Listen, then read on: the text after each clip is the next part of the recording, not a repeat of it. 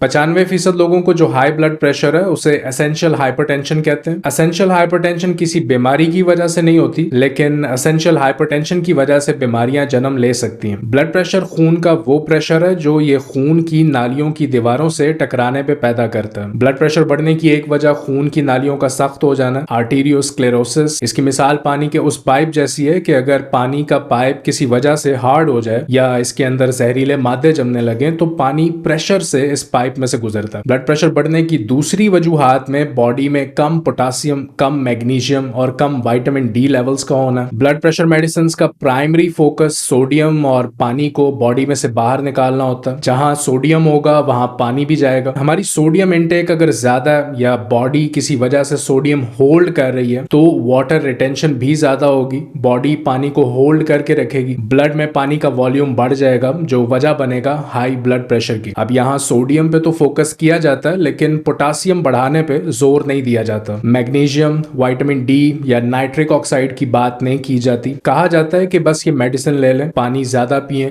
Exercise करें, नमक कम खाएं। देखिए, पोटासियम और सोडियम बॉडी में एक दूसरे के उलट काम करते हैं। बॉडी में पानी की ज्यादती या कमी के जिम्मेदार ये दोनों मिनरल्स हैं। अगर सोडियम ज्यादा है तो बॉडी पानी होल्ड करेगी, लेकिन अगर इस ज्यादा सोडियम को बॉडी से निकालने के लिए आप डाययूरेटिक्स लेंगे तो ये साइलेंटली पोटासियम को भी डिप्लीट करेगा। हमारे जिस्म में तकरीबन 60,000 मील लंबी खून की नालियां मौजूद हैं और ये पांव के नाखून से लेके सर के बालों तक पूरे जिस्म में फैली हैं। खून की नालियों के इस निजाम को हम वैस्कुलर सिस्टम कहते हैं। वैस्कुलर सिस्टम के जरिए ऑक्सीजन और खुराक में मौजूद ग़िज़ाई अज्जा खून के जरिए जिस्म के हर उज्व, हर ऑर्गन, हर सेल तक पहुंचते हैं। अब अगर ब्लड प्रेशर बढ़ जाता है तो ये हमारे गुर्दों को, हमारी आंखों को, दिमाग को, दिल को मुतासिर कर सकता है। फालिज का खतरा बढ़ जाता है, हार्ट अटैक का खतरा बढ़ जाता है, स्ट्रोक का खतरा 3 गुना तक बढ़ जाता है। अब हाई ब्लड प्रेशर किसी चीज की कंपनसेशन भी हो सकता है। तो होता कुछ यूं है कि इन ऑर्गन्स में, इन आज़ा में अगर ऑक्सीजन सही से ना पहुंच पा रही हो, हाइपोक्सिया,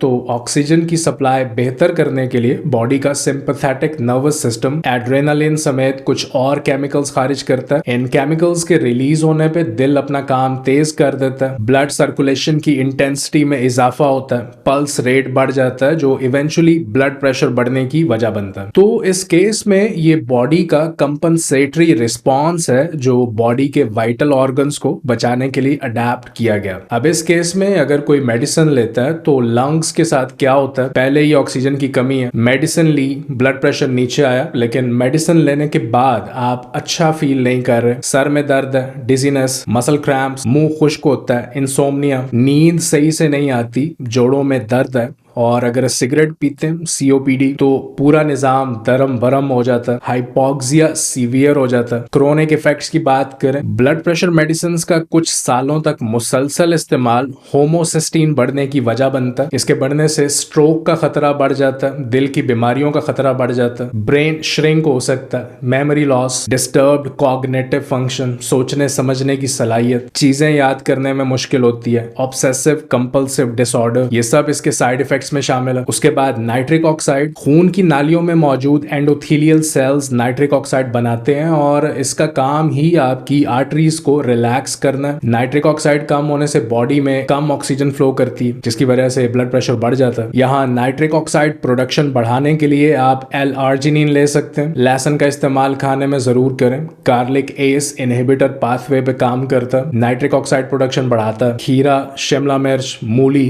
गाजर, सौंफ, उसके बाद सैलरी को अपनी डाइट में जरूर शामिल करें, आजकल मिल जाती है इजीली। इन सब में बहुत अच्छे फाइटोन्यूट्रिएंट्स पाए जाते हैं, पोटासियम और मैग्नीशियम मिलता है। 4700 mg पोटासियम की रोजाना जरूरत है जो कि नॉर्मल खाने से नहीं मिल पाता। किडनी डायलिसिस पे हैं तो इससे परहेज करें। विटामिन ई जरूर लें, ये आर्टरीज एंडोथेलियम को प्रोटेक्ट करता है, ऑक्सीडेटिव स्ट्रेस से बचाता है। अब हर चीज को समराइज करते हैं, पोटासियम मैग्नीशियम आपको सैलेड से मिलेगा, सप्लीमेंट्स ले सकते हैं, विटामिन D3, सैलरी, गार्लिक, L-आर्जिनिन, आप इसे पाउडर में भी ले सकते हैं। नाइट्रिक ऑक्साइड के लिए टोकोट्रिनोल्स, विटामिन ई, आर्टरीज एंडोथेलियम को प्रोटेक्ट करता है। And definitely active lifestyle. Channel पे आने का शुक्रिया, अपना ख्याल रखिए, अल्लाह हाफिज।